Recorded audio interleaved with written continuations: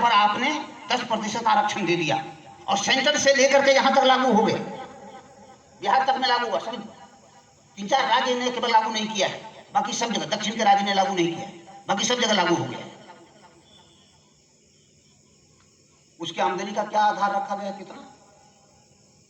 उसके गार्जियन जो 66,000 रुपये प्रति महीना कमाता है, 66,000, उनको आरक्षण दे होगा। उससे नीचे का 66,000 ऊपरी सीमा है, उसके नीचे जितना है नहीं, 50,000, 55,000, 40,000, 35,000 महीना जो उनके गार्जियन कमाते हैं, उनको भी वो आरक्षण मिलेगा नहीं। और आप जब छात्रवृत्ति के लिए देते हैं आवेदन तो क्या करता है, मांगता है प्रमाण पत्र, आर्थिक प्रमाण पत्र मांगता है ना गार्जियन का, आय प्रमाण पत्र। जरा 50,000 से अधिक देख के देखिए, 40,000 से अधिक देख के देखिए, आपको छात्रवृत्ति नहीं मिलेगी जी। ये जो अन्यायपूर्ण व्यवस्था है, इसके खिलाफ में कौन लड़ेगा? यहाँ के पिछड़े वर्ग के जो छात्र रहते हैं विभिन्न छात्रावासों में, उनकी तो मति मारी गई है। जिन बातों के लिए रोड पर रहना चाहिए, जिनकी लड़ाई लड़नी चाहिए थी, उनकी हमें 60% रिजर्वेशन चाहिए। महिलाओं के लिए भी जो अभी रिजर्वेशन आया उसमें 27% चाहिए पिछड़े वर्ग के लिए। और ओबीसी के अलावे हमको ओबीसी को रिजर्वेशन नहीं मिला, और सवर्णों को 15% वाले को 10% रिजर्वेशन दे दिया। एक तरफ आधा से अधिक सीट आपने हड़प लिया, और दूसरे तरफ जितना सीट 70% अभी सवर्ण लोग विभिन्न ऊंचे सेवाओं में मौजूद हैं। न्यायपालिका में कितना है? 95% सवर्ण लोग, हाई कोर्ट में, सुप्रीम कोर्ट में, सभी कोर्ट में, और विभिन्न पदों पर, बड़े बड़े पदों पर, ये वाइस चांसलर, ये डीएम, ये एसपी, ऐसे बड़े अधिकारी जो फाइनेंस के क्षेत्र में भी हैं, सचिवालय भी जो है, वहां कितने हैं? ओबीसी के लोग नहीं हैं।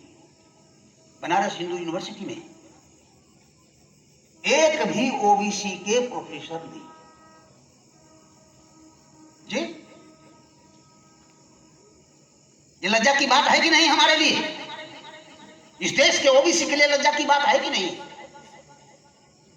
सेंट्रल यूनिवर्सिटी इतने हैं, वहां 1% भी ओबीसी के लोग प्रोफेसर नहीं है। लेक्चरर में कुछ बहाल हुए हैं, कुछ लोग रीडर हुए हैं, प्रोफेसर नहीं है। और जो प्रोफेसर नहीं है वो वाइस चांसलर नहीं बन सकते।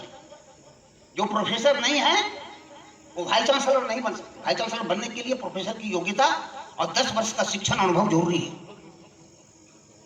ये समझना जरूरी है। हम लोग आपकी छात्र हैं, इसलिए ये बातें तो जनरल मासेस में हम लोग नहीं रख सकते हैं, लेकिन हमारे छात्र जो आगे वाइस चांसलर बनेंगे, प्रोफेसर बनेंगे, उनको जानना समझना जरूरी है। बाबा साहब डॉक्टर अंबेडकर डिग्री लेकर के प्रोफेसर बने थे। किस विषय का? अर्थशास्त्र। बाबा साहब अर्थशास्त्र के प्रोफेसर बने थे। लेफ्टिनेंट के तौर पर जो काम कर रहे थे बड़ौदा महाराज के यहाँ, वहां तो उनको त्याग पत्र देना पड़ा। बाद में वो प्रोफेसर बने इकोनॉमिक्स के, और फिर लॉ कॉलेज के प्रिंसिपल बने थे बाबा साहब डॉक्टर अम्बेडकर। लॉ कॉलेज के प्रिंसिपल बने थे मुंबई में।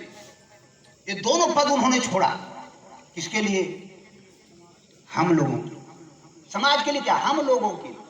अरे यहाँ बैठे मिलते क्या हम हैं? यहाँ पर जो बैठे हुए हैं कुर्सी पर हम लोग मिलते क्या? नहीं मिलते। वैसे ही नहीं मिलते जैसे आजादी के पहले, स्वतंत्रता के पहले नहीं मिलते थे। लेकिन आज भी संकट वो मौजूद है। संविधान के रहते हुए, उस समय कानून और संविधान नहीं था ऐसा, लेकिन आज का संविधान और कानून जो बाबा साहब की देन है, उसके कारण हम इस कुर्सी पर बैठने लायक हो रहे हैं, अच्छे कपड़े पहनने वाले, अच्छे खाने के योग्य बन गए हैं जी। अभी भी हमारे 70% आबादी अच्छे कपड़े नहीं है उपलब्ध, उनके पास भोजन नहीं है उपलब्ध। अब लोग अपने अपने गांव में देखेंगे, मोहल्ले में देखेंगे। अब जहां से आए हैं अपने अपने मोहल्ले का सर्वे कर लीजिए, देखिए कि लोग किस हालात में है।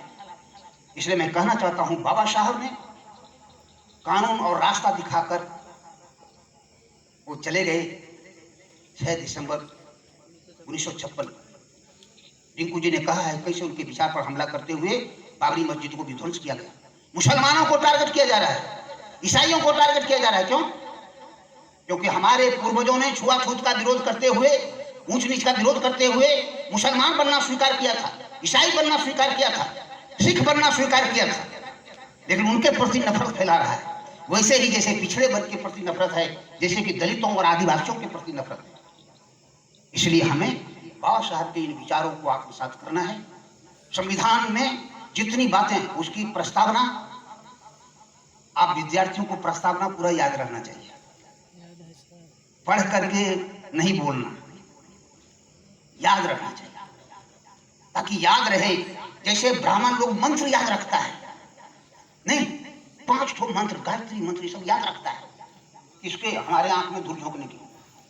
वैसे ही उनके आंख में लाइट लाने के लिए, हमें हमारे आंख में धूल झोंकने के लिए मंत्र का प्रयोग करता है। हम भारतीय संविधान की प्रस्तावना का किस रूप में करेंगे? उनके आंख में लाइट देने के लिए कि रे अंधे देखो ये है तुम्हारा रास्ता, रे अंधे ये देखो। नहीं, वो लाइट देने के लिए हम लोगों को ये याद रखना चाहिए। नहीं, जहां कहीं बहस में आवे, ब्राह्मण विद्वान कोई प्रोफेसर भी कोई आवे, सीधा पूछिए भारत के संविधान का प्रस्तावना याद है? उसमें क्या क्या बातें कही गई जी? सब प्रोफेसर ही भुला जाएगा। वो किसी भी से पॉलिटिकल साइंस वाले को पूछ लीजिए, पॉलिटिकल साइंस के प्रोफेसर को पूछ लीजिए, प्रस्तावना याद है? क्या क्या बातें हैं, क्या क्या हमें पालन करना है नागरिक के बतौर, और राज्य के लोगों को, अधिकारियों को क्या क्या चीज पालन करना है, उसमें लिखा हुआ है, वो सार है हमारे लिए। नहीं, इसको हमें करना होगा। इतना मंत्र तो याद रखिए, जैसे बाबा साहब का 3 मंत्र याद रखते हैं, उसका अर्थ बहुत कम लोग जानते हैं। हम इस पर आगे चर्चा करेंगे एक दिन।